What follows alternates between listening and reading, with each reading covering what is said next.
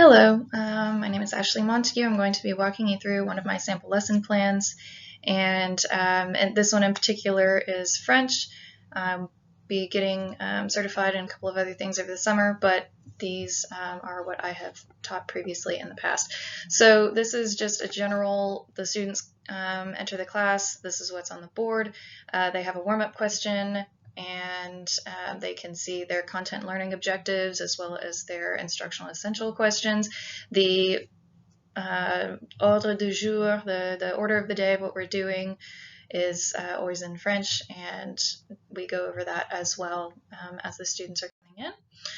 The warm-up, so that everybody gets a chance to speak, is very teacher-led. We do repetitions of vocabulary, and then we do the repetitions of this particular vocabulary together as they're giving these sentence stems and creating their spontaneous sentences. They are also asked to do a think, pair, share with this so that they get a little bit of extra practice of forming what sentence they want to say out loud, and then they perform that for the class at random as I call on them.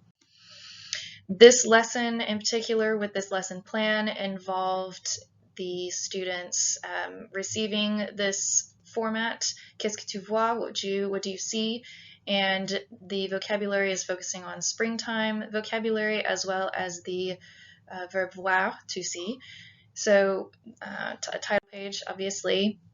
The lesson itself, use the pictures in each slide to write a sentence per slide describing what you see with the correct sentence stems and vocabulary from your list. Your subject needs to change according to the pictures. Use tu, il, elle, nous, il, elle, and any names that they see. If they wanted to use un oiseau, Marie, Robert, any nouns or proper nouns they would like to use in the sentences.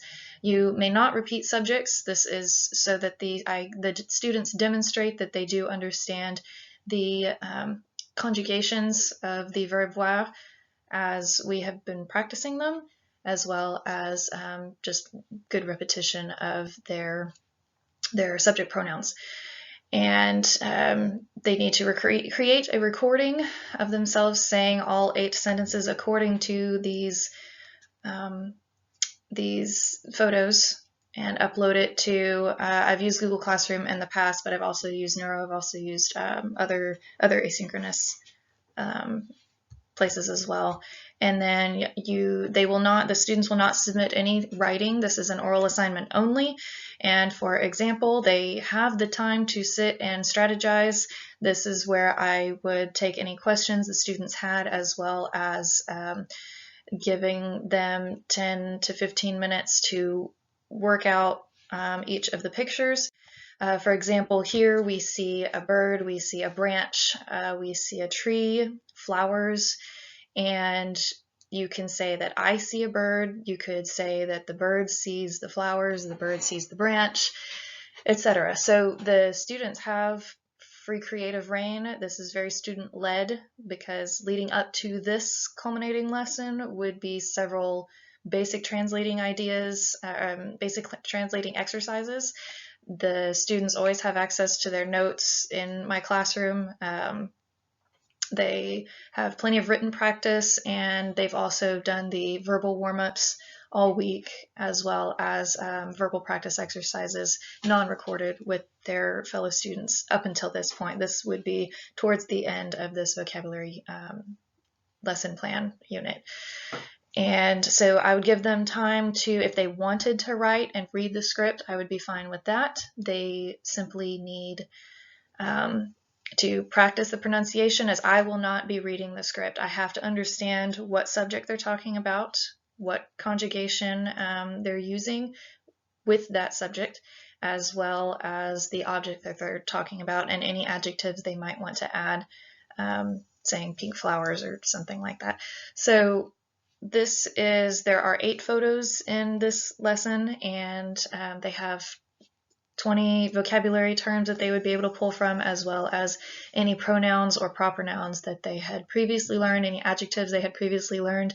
I like to build on, especially in a language class, I like to build on previous knowledge so that it is not forgotten.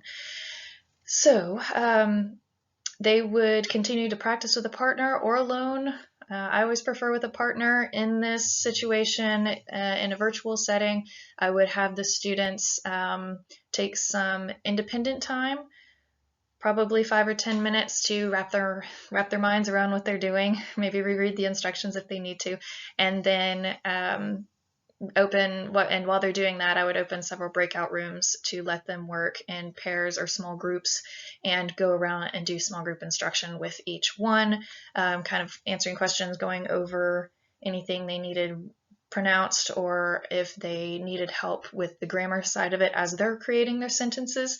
And then they, after that amount of time period, and this would all be during the live class, and then I'd prefer to have their exit ticket be their recording uploaded. And unless there are, of course, accommodations for longer time, then of course that would be accommodated. For students who need oral administration, for students with extra time, students who need access to, I provide access to notes to pretty much all of my students. They just have to go find them, because I know that there can just be that one or two things that they really they need to reference, and it can be frustrating if you're taking your own notes and then realize, oh, I missed something. So that they always have access to that. I try to build my curriculum with a lot of accommodations in it, especially so those students don't feel singled out, and those accommodations are great to support a lot of students. So any students who are, for example, kind of on the other end of that spectrum and have GT accommodations, I would encourage, once they finished, I would encourage them, or if they even hadn't finished before, I would encourage them to try to use adjectives, use more complex language than they are used to, or than just the basics of what I've asked them to do. So in this,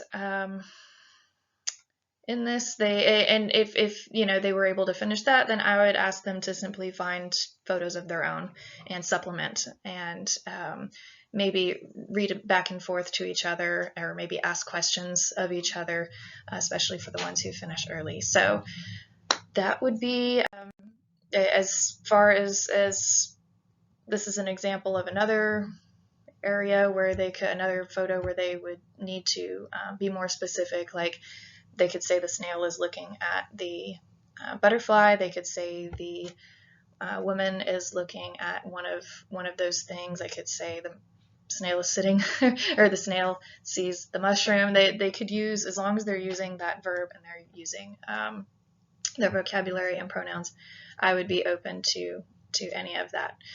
So this would be the final stage of the lesson, is them working together in groups to practice and then recording on their own.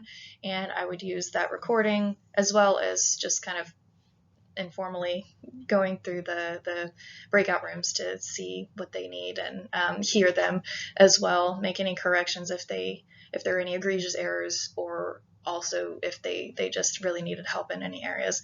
So this would be the conclusion of the lesson, and they would upload, unless they had a time accommodation, they would upload their lesson, or their recording for me to listen to later, and that would be their formative assessment for this section of the lesson plan. So I hope you enjoyed that, and I look forward to hearing from you on your thoughts on it. Thank you so much.